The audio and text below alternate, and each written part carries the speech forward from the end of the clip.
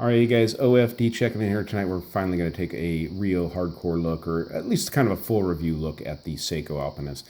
I just did the unboxing, I think it's about a week or two ago, and I didn't think I was actually going to do a full review of this watch, but a few people commented that they would like to see another review of the Seiko Alpinist, so I'm more than happy to do that for you guys. So here we go. This obviously is the Seiko SARB017, very popular and just recently discontinued model from Seiko. These originally came around in 2006, so it's not a new watch in their lineup with a dozen years of history behind it and stuff like that. It's been a great watch and it's been very popular in Seiko's lineup. They've done a few different variations off the Alpinist lineup over the years. I know they've got a white dial, a black dial. I've heard a red dial. I've never actually seen that. And then also they've done variations kind of on this series with the SARGs, the SARG series, very similar to this with the inner rotating bezel and whatnot, but they weren't actually labeled an Alpinist or anything like that. So one of the biggest features on this thing that you're either going to love it or hate it, guys, is that bright green dial. I mean, it is something you're either going to like it or you're not, and pairing it with the gold indices as this watch has is another thing that you're either going to love it or hate it. For me, it has a very classic feel. Gold is never a gilded watch. Is never anything gilded watch. It's never anything I've had a problem with, as you guys know. So I actually really like it. The green dial was something that when I first saw the watch, it immediately drew me to it, just because of the sunburst dial was so beautiful and different. And then, of course, as the years went by, I said, I don't know if I could do that. I don't know if I could pull that off. And of course, when Seiko recently announced the discontinuing of this watch, I said, that's it, I got to have one. So now on this dial also, like I said, the gold applied indices all the way across, done very well. Everything on these watches lines up perfectly here, as you guys can see. Now I just adjusted that inner rotating bezel there, and I'll get into that here in a little bit more. But you do have the combination of applied Arabic numerals along with these little diamond applied indices at the the 5, 7, 9, and 11 marks. Very nice. You have the cathedral style hands on here, which are very nice. I really, really love cathedral style hands on a field watch. I think they just harken back to old style of watchmaking in its day. So many companies have used these style hands over the years, and I think it was great for Seiko to do that. Much more classic look to this watch because of that. Getting it close up here so you guys can see, we'll read on here. You do have an applied Seiko down there below the 12 o'clock. And then down below or above 6 o'clock, you have your automatic, your Dia shock, which is the shock protection these watches have from Seiko, 23 joules with the 6R15 movement, and 20 bar for the 20 atmospheres of water resistance. So 200 meters on this watch is really impressive for a field watch to have 200 meters of water resistance. So with the great 6R15 movement, you do get this date window over here at the 3 o'clock position. Very nice. Nice smooth sweep, and as you guys can see, I think it's really great that the second hand reaches all the way out here into this track and actually ticks right along there at the seconds.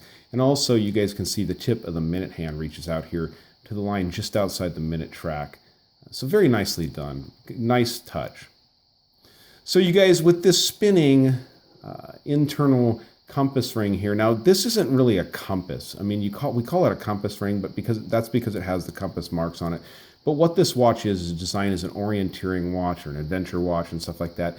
So if you were to use the hands of the watch to determine your north and stuff like that, you can actually then decide the direction you're going, and you can set your little bezel so you can keep track of the direction. It's kind of interesting. I'm going to grab it down here. One of the hang tags, if I can get it off the table, one of the hang tags that actually came on the watch. Look at this, guys. Now, it's all in Japanese, so you obviously can't read it, but it actually explains how to use the watch, for orienteering like that. Now, is that something you're actually going to use? I don't know, guys. I work in forestry and out in the woods a lot and stuff like that, and I've usually got a compass on me all the time. I've got a GPS unit on me most of the time, and nowadays GPSs work so good, even in the thick woods. Something like this is a bit superfluous, but very neat feature nonetheless. So I'm going to go ahead and pull this off the stand here so we can get a look at the case. Now, you guys know that just last week I looked at one of the Seiko, the 62 Moss reissue divers, and the polish work on that was amazing. I got to tell you guys that this watch is exactly the same. Polish work on these Alpinists is It's stellar. It's absolutely beautiful. So well done. You've got brushing, polishing all the way around the sides, all the way underneath the watch, almost to just to the edge of the case back here, underneath the lugs, and then you do have a nice brushing on top. Very nice, highly polished bezel on this watch. Very nice feature, which you don't get on a lot of Seikos, is you do have the signed crown on the Alpinist, which I think is a neat feature on this watch. The other crown, the second crown for that inner rotating ring, that actually has an indentation on it. So, and it's kind of nice because you can actually feel the difference if you're in the dark or something like that, if you were needing to manipulate the crown or something like that. So I went ahead and I replaced the strap. As you guys can see, when I did the unboxing, I had it on this original factory strap down here. And, you know, I said that I didn't mind this strap so much, and I don't. It actually, I broke it in, and it actually wears pretty comfortably, but I'm a NATO strap guy, and I got this Blushark, this is an Orca in Mocha, I think is the color, and I really like the way it looks. I think this is a pretty cool strap because I think it feels like it would actually be waterproof. I don't know if it's actually leather, but once you break it in and stuff like that, it is usable. There's no, you know, they didn't put any Seiko logo on it or anything like that, which I'm kind of disappointed. I wish it would have been embossed Seiko there, but no big deal, no big deal. So let me get the caliper fired up. I'm sure you guys know the specifications on this watch. There's been so many reviews of it out there. But let's go ahead and get it for you. You're looking at 39.4, 39.7. I'm probably actually catching a little bit of that crown guard in there. So probably a 39 millimeter watch from lug tip to lug tip. We're looking at, it can't be 46, wait. Yeah, 46.3, so not too bad, not too bad. And then let me go ahead and measure the thickness of this watch. And that comes in at 12.1 on the thickness, so not bad there. Nice upgrade on this watch, which is really cool, is that Seiko is actually running a sapphire crystal on this watch. It was an upgrade because, as you guys know, Seiko has their proprietary Hardlex crystal, which they'll generally run on their watches most of the time, but they're higher-end watches, and they're better, more well-done watches, they'll actually use sapphire crystal, so it's very nice. Let me go ahead and get this off the strap so we can take a look at the case back on this watch and just the watch head and stuff like that. Now, for you guys that have not acquired one of these watches, I think it can be kind of frustrating right now, especially watching these videos, because the price is going up on these, it seems like, daily. I've been kind of watching the prices and stuff like that, and the price is rising on them, definitely. Now, got a little smudge on there. I actually have black tape on my caliper. I had some black tape on there, and I think that's off the caliper edge there. So on the back of this watch, you have Seiko water resistance to 200 or 20 bar, 200 meters. You've got the serial number, or the 6R15 movement number down there. The made in Japan. These watches are all made in Japan. And you've got this Alpinist logo here on the case back. So screw down case back, screw down crown. That gives you the 200 meters of water resistance right there.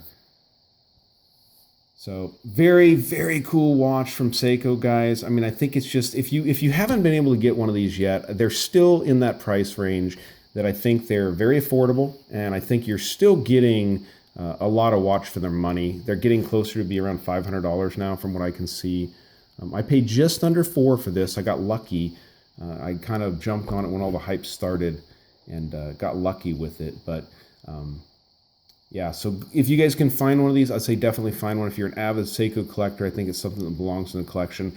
Now I'm keeping up with, well, I'm trying to keep up with, I'm a dad, guys, at home with kids, so I'm trying to keep up with what's going on in Baselworld, and I know I hear these rumors about Blue Dial Alpinist being released, and I think it's just that. I think they're just rumors, guys. If you know anything different, let me know. Give me 1 second. I'm going to get this on the wrist, and we will go out with a loom shot, wrist shot for you guys here in just a second. Okay, so here's the watch of my 7-inch wrist. Now, I do have it on a NATO, so it's going to sit up a little bit higher and look a little bit wider, you know, maybe here than it would if the strap was diving down, but that's what it's going to look like. This is on a Orca strap. I do trim my my NATO straps. I actually trim them to fit watches like this. I don't like to tuck them over and stuff, so there it is on my wrist. I'm going to pause it one more time, kill the lights, and we'll get a loom shot to go out, guys. Alright guys, so this is a Seiko. It has Seiko loom, which is always awesome, spectacular, good loom. So it's not going to take much to charge it. So there you go. You guys can see the cathedral hands, very nice illumined. Second hand pip, very nice illumined. And then just outside of all the indices, you have those very bright lume pips. Beautiful watch. Everything on the watch glows all night, so if you're wearing this, you're camping or backpacking or anything like that, you give it a little charge before you go to sleep, you'll always be able to know what time it is. Good old Seiko. Guys, get a Seiko Alpinist while you can. They're still out there, they're still available, but they're going fast. Alright guys, if you like the video, give me a thumbs up down there at the bottom. If you've not subscribed to the OFD channel yet, please do. Please do. Thanks guys.